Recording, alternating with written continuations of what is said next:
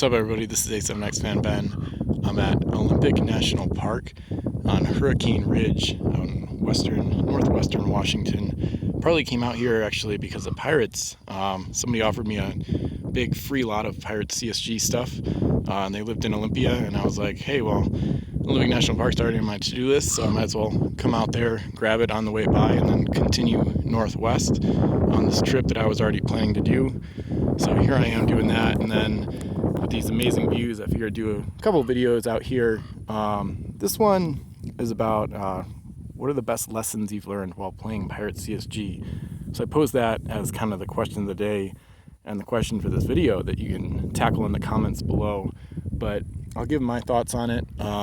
Main one probably being that you should often have a helmsman on every single ship in your fleet. This is a tried and true method of staying competitive with Pirates. Speed is generally the most important attribute in the game overall. So if you have a helmsman on every ship, all your ships are going to be moving faster, obviously, which helps you get to islands faster, gets you the first shot in shoot actions, things like that. So there are some exceptions to this. There are some ships that get +S to their base speed with no cargo aboard or no gold, things like that.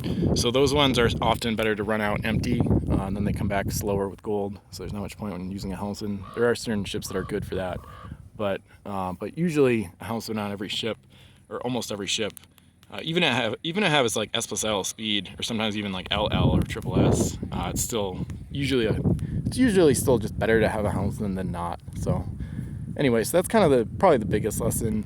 And a lot of newbies learn this pretty early on, because sometimes they don't go with helmsman in their beginner fleets, and then they quickly pay the price.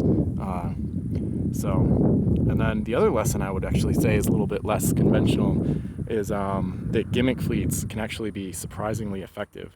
So I've seen this mostly with my mind control fleet, which uses like L movers and Davy Jones 6s and unique treasures, and sometimes mysterious islands to move enemy ships. But overall, I think gimmick fleets are kind of underrated.